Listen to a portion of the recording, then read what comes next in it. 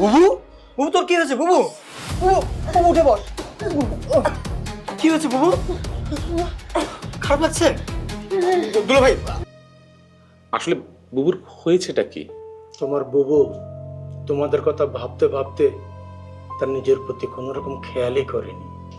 আমি খুব অভিনয় করব। আমাকে দেখে কি বুঝতেই পারবে না আমার ভেতর কি চলছে।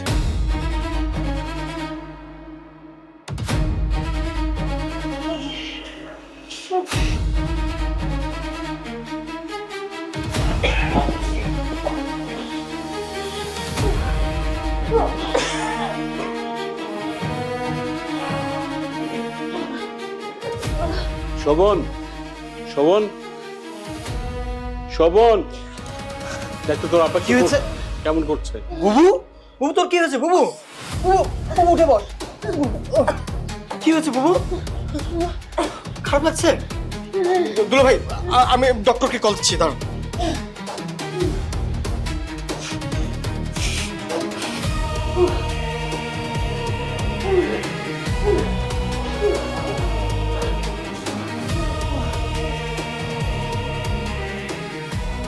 জি জি জি, ঠিক আছে ঠিক আছে, জি ধন্যবাদ ধন্যবাদ, থ্যাংক ইউ থ্যাংক ইউ। বুবু, বুবু তোর কিচ্ছু হবে না।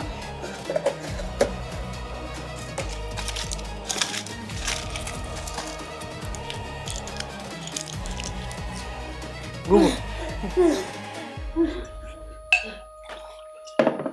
বুবু, বুবু একটু কষ্ট করে খেয়ে নে।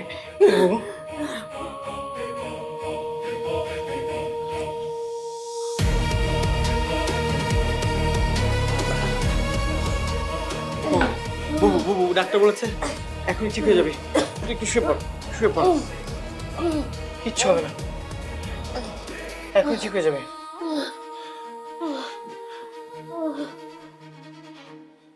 বুবু, এখন কি একটু ভালো লাগছে?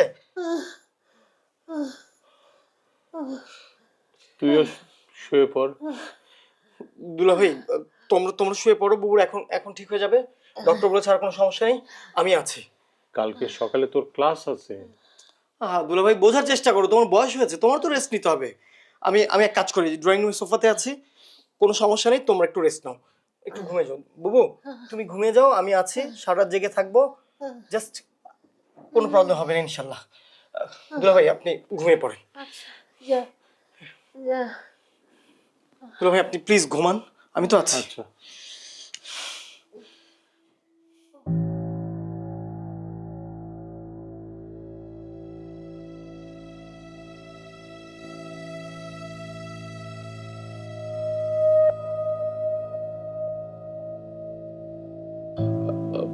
বকুল ভাই, বুবুর কি খুব কঠিন কিছু হয়েছে? বকুল ভাই, আমি শক্ত মানসিকতার হই আর নরম মানসিকতার হই, তাতে কিছু যায় আসে না। আপনার কথা তো কাউকে না কাউকে বলতেই হবে। আপনি আমাকে বলেন, আমি সব কথা শুনতে রাজি আছি। এত অল্পতে উদ্বিগ্ন হচ্ছে কেন? আসলে বুবুর হয়েছেটা কি?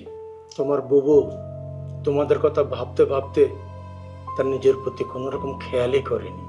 সত্য কথা বলতে গেলে নিজের উপর অত্যাচার করেছে রীতিমতো। বকুল ভাই, বকুল ভাই, আমার বউর কি হয়েছে বলেন, আমি আমার বউর জন্য সব করতে পারবো, সব।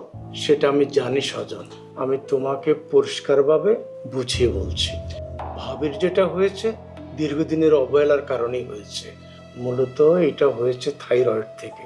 তুমি জানো কিনা জানি না, থাইরয়েড এমন একটা রোগ খুব সহজে নিয়ন্ত্রণ করা যায়, কিন্তু এটাকে বাড়তে দিলে ভয়ঙ্কর রূপ ধারণ করতে পারে। ভাবির ক্ষেত্রে দ্বিতীয়টাই হয়েছে। কি বলছেন বকুল ভাই? এখন কি করণীয় বলেন? যত তাড়াতাড়ি সম্ভব অপারেশন করতে হবে, এর কোনো বিকল্প নেই। থাইরয়েড থেকে এমনও হয়? ওই যে বললাম,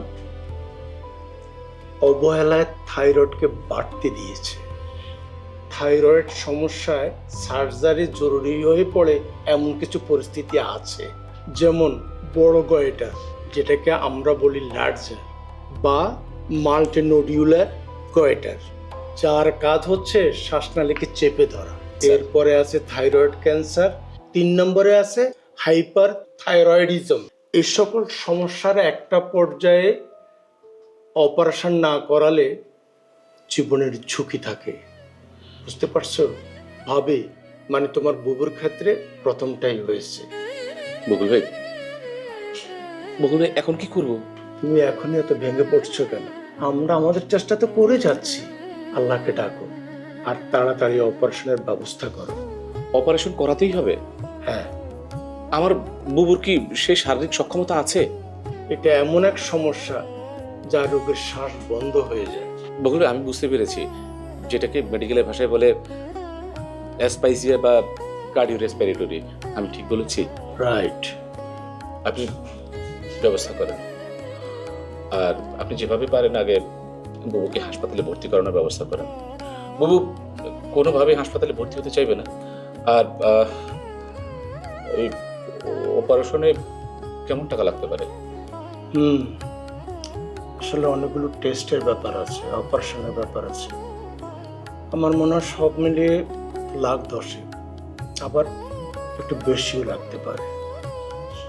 আচ্ছা বকুল ভাই, আমি আমি সব টাকার ব্যবস্থা করব, যা কিছু লাগে আমি ব্যবস্থা করব। আপনি প্লিজ আমার বুবুকে হাসপাতালে ভর্তি করানোর ব্যবস্থা করেন।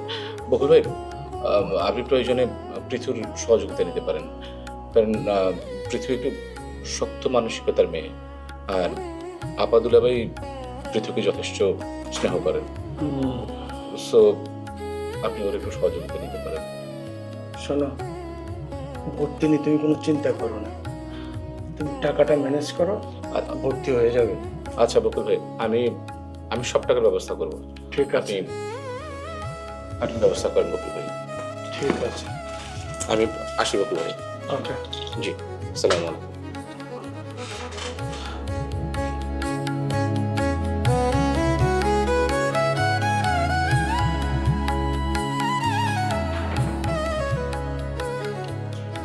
ভাইয়া, তুমি বাসায় না গিয়ে এখানে দাঁড়িয়ে আছো কেন? এদিকে আয়। তো কিছু কথা বলবো। মানে তোমাকে এমন লাগছে কেন? আমি ডাক্তার চেম্বার থেকে আসছি, তো কিছু কথা বলবো, খুব মনোযোগ দিয়ে শুনবি এবং এবং খুব স্বাভাবিক থাকবে।